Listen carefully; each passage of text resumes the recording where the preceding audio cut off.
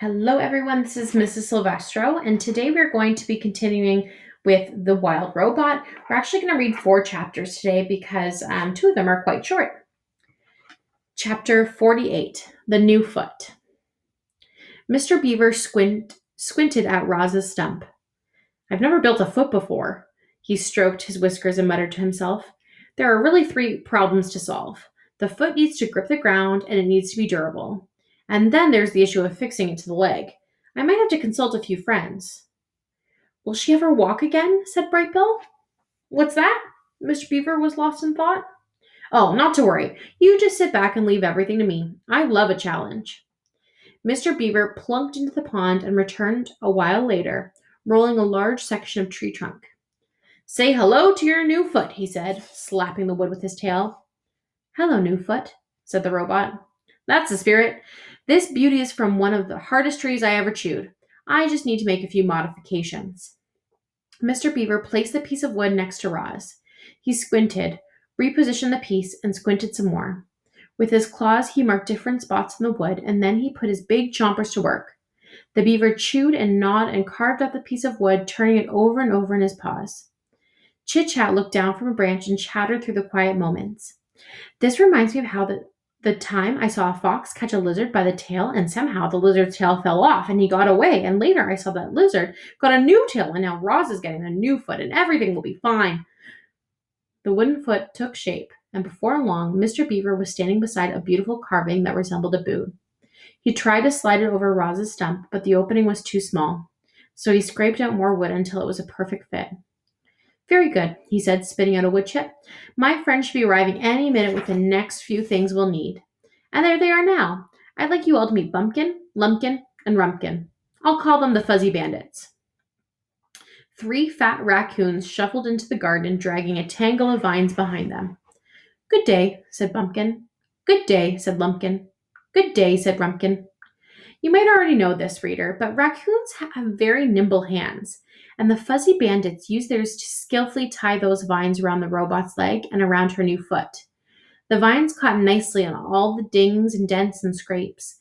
Once they were tied good and tight, Mr. Beaver threw back his head and hollered, Trunk tap! We could use your assistance. There was silence. And then 3 quick taps echoed down from the forest canopy. Ah, that'll be him, said Mr. Beaver, smiling. A very handsome woodpecker swooped into the garden. You called? Came the woodpecker's musical voice. Indeed I did. Everyone, this is my woodpecking pal, Trunk Tap. Now, Trunky, we need some tree resin, the really sticky stuff. Can you help us out? Of course I can, said the woodpecker. You've got a perfect pine right here. Trunk Tap hopped over to a crusty old pine tree and picked a few deep holes into the bark.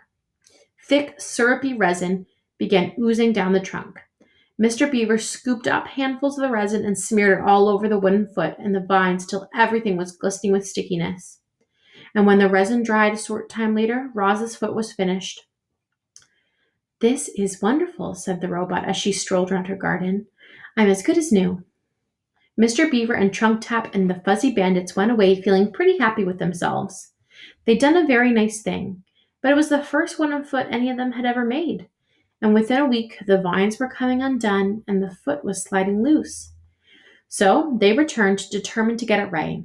They found even harder wood and even tougher vines. They experimented with resin, heating it by the fire, letting it boil and thicken until it became an indestructible glue. They kept tinkering with the design until finally, Roz had herself a wooden foot that she could rely on. Huzzah! Mr. Beaver rapped his knuckles on the new and improved creation. I knew we'd get it right. Roz moved slower than before, and she had a slight limp, but she was back to her old self again, and that was a relief to everyone, especially Brightbill. Chapter 49, The Flyer. With coaching from his mother, Brightbill was becoming a truly exceptional flyer. He wasn't the biggest or the strongest, but he was the smartest. You see, he and his mother had started studying the flying techniques of other birds. They'd sit for hours and watch how hawks and owls and sparrows and vultures moved through the air. Then they'd go up to the greasy ridge and Brightbill would practice what he'd learned. Soon he was diving and swooping and darting and soaring around the island. The adult geese frowned at his flying tricks, but the goslings thought he was amazing. Each morning, a gaggle of them would wait on the water for Brightbill to lead them into the sky, and then a few hours later he'd return home to Roz, shaking his tail feathers and honking about his latest airborne adventures. Mama, the other goslings don't know that warm air rises, so I found an updraft, and we spent the afternoon circling around and around and hardly flapped our wings at all.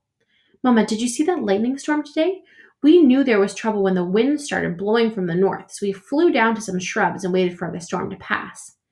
Mama, we just tried to fly in formation. We all took turns at the point, but everyone liked following me the best, so I led most of the time. Chapter 50. The Button. Brightbill was thinking about the small button on the back of his mother's head. His mother was thinking about it too. They couldn't stop wondering what would happen if the button was pressed. And one day, they decided it was time to find out. Roz sat on the floor of the nest. Her son nervously stood on the stone behind her. I'm ready when you are, said the robot. Okay, said the gosling. Here we go. Brightbill took a deep breath. Click. Roz's body relaxed. Her quiet whirring slowly stopped. Her eyes faded to black.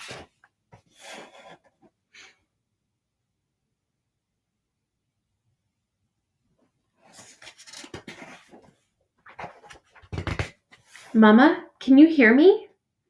There was no answer. Brightbill waddled around and looked at his mother's face. Her strange spark of life had gone out. The gosling had never felt more alone. He was ready to switch her back on, but what if she didn't wake up? What if she woke up different? The gosling was afraid to push the button, and he was afraid to not push the button. Brightbill took a deep breath. Click. Roz's body tensed. Her quiet whirring slowly started. Her eyes began to glow. Mama, can you hear me? Hello. I am Rosam Unit 7134, but you may call me Roz. The robot spoke these words automatically, in a language Brightbill didn't understand. His little heart raced as his worst fears seemed becoming true, but a moment later, her familiar voice returned, and the robot said in a language of animals, Hello, son. How long was I out? It seemed like only an instant to me. You were out for a few minutes, said the gosling as he hugged his mother, but it seemed like forever for me. Chapter 51. The Autumn. The days were getting shorter, the air was getting crisper, and one morning Roz walked out to find a layer of frost in the garden. Autumn had come to the island. The tree leaves, which had been green for the robot's entire life, turned yellow and orange and red. Then they let go of their branches and floated down to the ground, and the forest gradually filled with the sounds of creatures scurrying through dead leaves. Tree nuts were also falling, thunking onto roots and rocks and occasionally clanging off the robot. The smell of flowers faded as blossoms withered. All the rich scents and colors of the island were draining away. The animals were also changing. Furry animals were growing more fur. Feathery animals were growing more feathers. Scaly animals started to look for new homes. Yerp, it's cooling off, croaked one frog to another. Before long, it'll be time for sleeping. Yerp, I better start looking for a good hole, croaked the second frog. Have you found one yet? Nah, croaked the first frog. I'll look for a hole next week. For now, I'm going to enjoy the warm sunlight while it lasts. Yerp. Many of the island animals were already thinking about their winter hibernation. Frogs, bees, snakes, and even bears would soon disappear and spend the next few months resting out of sight. And then there were the birds. Some birds, like owls and woodpeckers, would spend the winter nesting and eating the island's few remaining edibles. But the migratory birds were preparing for long journeys south to their warm wintering grounds. And among the birds destined to leave were the geese. Okay, folks, that's all for today. Thanks so much for reading with me, and